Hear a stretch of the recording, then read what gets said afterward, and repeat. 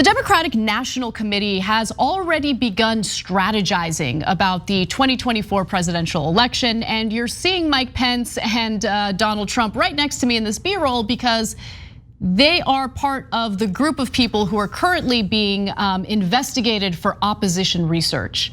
This is par for the course. This is how politics works. Opposition research is a big part of how campaigns strategize. But what concerns me is that it's not something that tends to work these days against the Republican Party. Now, I'll make my case in a minute, but before I do, let me give you the details, gotta give you the facts. According to The Hill, the DNC is digging up dirt on several prominent and unconventional possible GOP contenders, ranging from the former president, Donald Trump, Florida Governor Ron DeSantis, and former United Nations Ambassador Nikki Haley, to Fox News host Tucker Carlson and Mike Lindell, the founder of MyPillow and a staunch Trump ally. By the way, I like that they decided to group Tucker Carlson and Lindell together, right? It's like, here are the more serious candidates, and then here are the unconventional candidates. Also, other GOP figures such as Senators Ted Cruz, Josh Hawley, and Rick Scott, former Vice President Mike Pence, and former Secretary of State Mike Pompeo are also considered potential 2024 contenders. I don't even think they need to bother with Mike Pompeo. I think it's impossible for Mike Pompeo to win. I mean, he's a giant war hawk. He's got no charisma whatsoever. I really find it hard to believe that he's even a little bit of a threat, but I get it. You wanna do Oppo research on all the possible contenders. Now, the effort started just weeks after the inauguration, and is being headed by Nick Bauer, the group's research director. Bauer is being aided by Carolyn Graham and Austin Dieter, two of his deputies. All right, now you guys know the details. And now I get to the point where I explain why this is probably not a good idea. It's not that it's a bad idea to do opposition research. All parties do it. It's just part of the campaign strategizing. I get that. The problem is, what have these individuals said privately that's any worse than what they say and do publicly? Now, in 2016, the Democratic Party focused solely on attacking Donald Trump over the awful things he had said and done. And to be sure, there were many things. I mean, he was a target-rich environment, talking about grabbing women by the genitals, talked about how Mexicans are allegedly rapists and murderers and drug dealers. I mean, we heard all of the terrible things from the Trump camp back in 2016, and Hillary's campaign focused primarily on that messaging. Trump is bad, he's a bad boy, we're not bad. When he goes low, we go high, we're better than that, and vote for us. But obviously there was a big messaging issue there because voters didn't care about the bad things that Trump campaigned on. They didn't care about the terrible things he had said. He still won. And then you look at his term, and he continued to say terrible things. He continued to do awful things. I mean, talked about good people on both sides, referring to the Charlottesville hate marchers who were chanting, "The Jews will not replace us." He totally bungled the coronavirus pandemic, the US response to it at least. And I think honestly, that's where he suffered the most politically. Had he handled the coronavirus better, I think that Joe Biden would have had a much more difficult time winning. But my point here is the negative attacks against the Republican Party haven't really seemed to work. I mean, we just focused on Donald Trump, fine. Let's put that aside for a minute. But Jim Jordan was approached by multiple wrestlers about sexual abuse, and he told them to keep quiet, allegedly.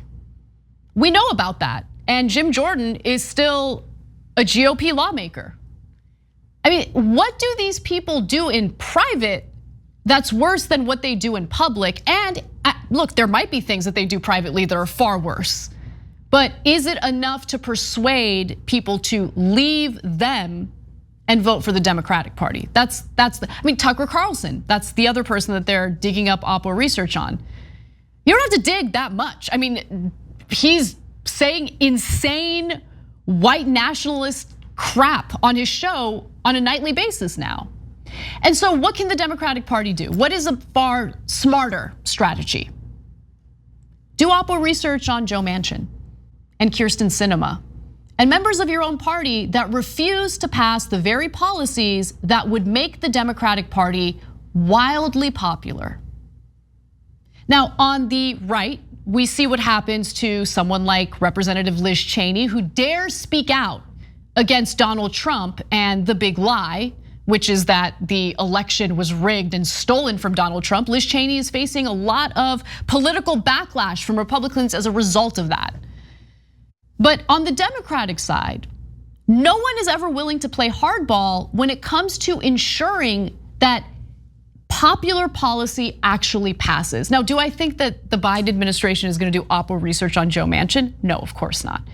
Or Kyrsten Sinema, or Mark Warner, or any of these other corporate Democrats who get pawned off as moderates, when in reality they're conservatives who are paid to spout the ridiculous nonsense that they do while serving as obstacles to infrastructure policy that we need, to family leave policy that we need, to redistributive policies that America not only needs, but honestly, I think our national security at this point relies on it. I think the future of the country relies on it.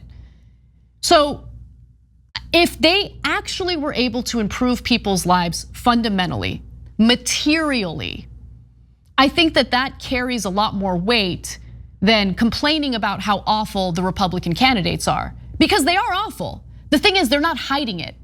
They're putting it on full display because their voters love it. But what the Republican candidates will not offer is a better life. They're not gonna offer solutions for healthcare. They're not gonna offer solutions to do away with corporate greed. I mean, they'll pretend like they care about corporate greed, but they won't do anything about it. The question is, while Democrats propose wonderful legislation, I would like it to go much further than it does, but still, it's a start.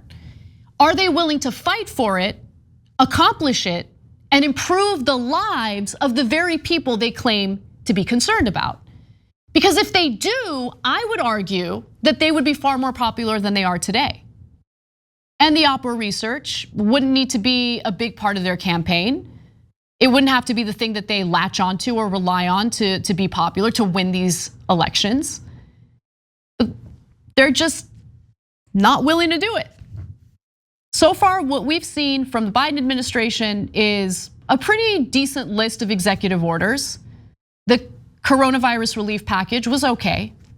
They certainly did cave to the demands of a conservative Democrat like Joe Manchin in cutting the weekly unemployment amount from $400 a week to $300 a week.